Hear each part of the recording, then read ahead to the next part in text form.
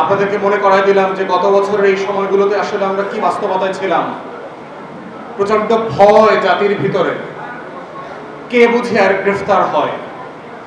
বাংলাদেশের বিভিন্ন রাজনৈতিক দলের নেতাদের বক্তব্য শুনছিলাম যে তারা কিভাবে এই আন্দোলনের সাথে জড়িত নন সেইটার ডিসক্লেইমার দিচ্ছিলেন প্রতিনিয়ত, যে আমরা এতই ভালো, আমরা এই সকল আন্দোলনে উস্কানি দিচ্ছি না, আমরা এগুলোর সাথে জড়িত না, এগুলো ছাত্রদের আন্দোলন, এগুলো ওরা করছে, এইসবের ব্যাপারে সরকারের উস্কানি আছে।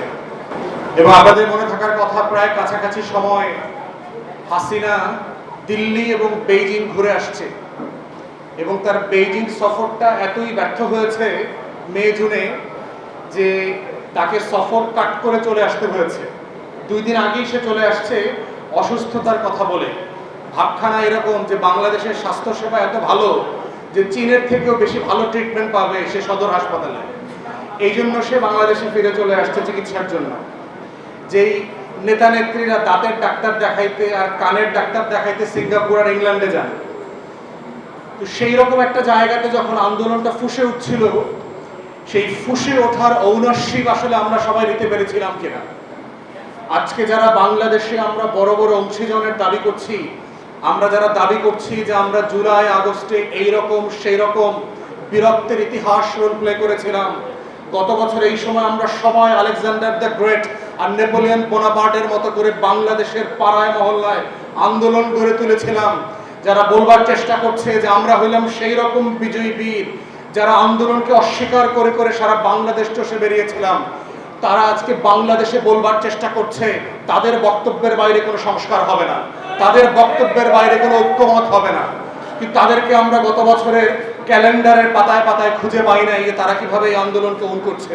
তারা তাদের অনেক নেতাদের বক্তব্য শুনেছি, তারা বলেছে যে আন্দোলনের ভিতরে চক্রান্ত আছে, এটা আওয়ামী লীগ পরিকল্পিতভাবে আন্দোলন করিয়েছে, বেইজিং এর দিল্লির ব্যর্থতা ঢাকবার জন্য শাহবাগে নাটক করা হচ্ছে। তো সেই বাস্তবতায় হচ্ছে আমাদের আন্দোলনটাকে মনে করিয়ে দেওয়ার একটা দায় যেমন আছে, ঠিক তেমনি আছে ক্রেডিট ব্যবসা করবার যেন কোনো ফাঁদে আমরা না করি সবাই মিলে। কারণ বড় বড় আন্দোলনকে ঘিরে ক্রেডিটের রাজনীতি করতে গিয়ে এই বাংলাদেশে দেখেছি যে 71 কিভাবে স্পিরিট থেকে হারিয়ে গিয়ে চেতনা ব্যবসায় পরিণত হয়ে গেছে। 71-এর নায়করা কিভাবে দায়িত্ব পালন করে ব্যর্থ হবার পরেও ব্যানারে ফেস্টুনে পাড়ায় মহল্লায় নেতা আকারে স্বীকৃতি পেয়েছেন।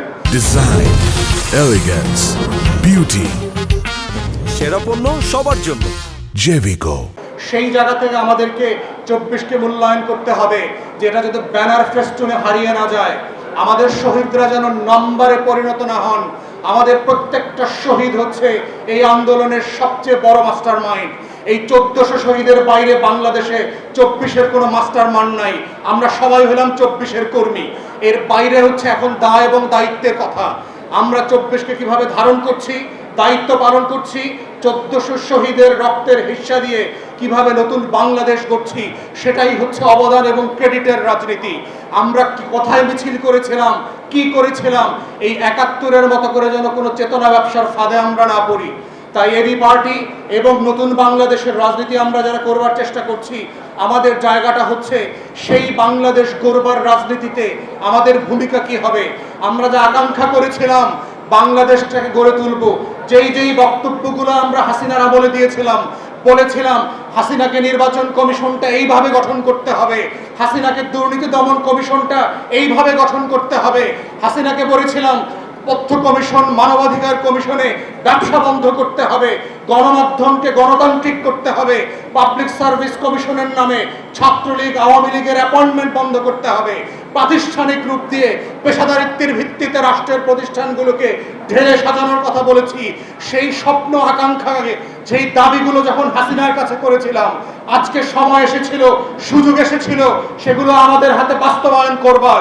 কিন্তু আমরা দুঃখজনকভাবে দেখতে পাচ্ছি হাসিনা যেই কারণে যেই যুক্তিতে সেই সংস্কারগুলো করতে নারাজ ছিল, করতে রাজি হয় নাই, সেই শব্দে, সেই ভাষায়, সেই যুক্তিতে আজকেও দেখতে পাচ্ছি বাংলাদেশের রাজনৈতিক দলগুলো সংস্কারে বাধা দিচ্ছে, দ্বিমত পোষণ করছে। এটা 1400 শহীদের পক্ষে, গণ অভ্যুত্থানের পক্ষে শক্তি হওয়ার কোনো লক্ষণ না, এটা গাদ্দারির লক্ষণ এবং আওয়ামী ফ্যাসিবাদ নতুন করে ফিরে আসার লক্ষণ। তাই সবাইকে স্মরণ করিয়ে দিতে চাই, 1400 শহীদের রাজনীতি করে আওয়ামীপনা করবেন, 1400 শহীদের নামে দিল্লির গোলামি কায়েম করবেন, 1400 শহীদের নামে বাংলাদেশে আওয়ামী লীগকে পুনর্বাসন করবেন, 1400 শহীদের রক্তের উপরে দাঁড়িয়ে গণঅভ্যুত্থানের কর্মসূচি পালন করতে করতে বাংলাদেশে সংস্কারের বিপক্ষে দাঁড়াবেন। সেই বাংলাদেশ আমরা হতে দেব না, খোদার কসম।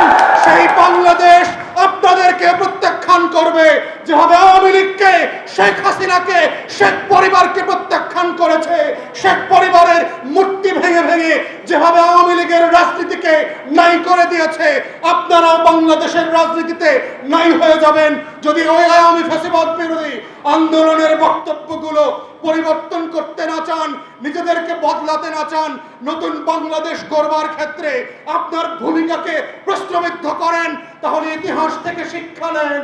ইতিহাস বারবার হাসিনার মতো করে গোলামদেরকে আজাদির লড়াইতে লেন্দুব দর্জির মতো পালিয়ে বেড়াবে।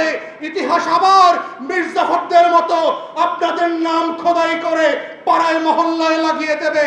আপনাদের চয়েস, আপনারা কি মির্জাফরের মতো মরবেন, লেন্দুব দর্জির মতো পালাবেন, ইরানের নেতা শাহ পাহলবীর মতো দেশে দেশে ঘুরে নির্লজ্জের মতো মারা যাবেন, না বীরের বেশে নতুন বাংলাদেশে 1400 শহীদের পক্ষে লড়ে বাংলাদেশ গড়বেন। এটা আপনার চয়েস এবং এটাই বাংলাদেশের ভবিষ্যৎ। এটাই 5 কোটি তরুণে দেয়ালে দেয়ালে লিখে সেই বাংলাদেশের কথা বলে গেছে। এই বাংলাদেশের বাইরে নতুন কোনো বাংলাদেশ হতে দেওয়া হবে না। এই বাংলাদেশ হচ্ছে দায়দরদের বাংলাদেশ। এই বাংলাদেশই হচ্ছে 24-এর আগামী দিনের বাংলাদেশ। সেই বাংলাদেশ গঠনে সবাইকে রাজপথে থাকবার আহ্বান জানিয়ে আমার বক্তব্য শেষ করছি।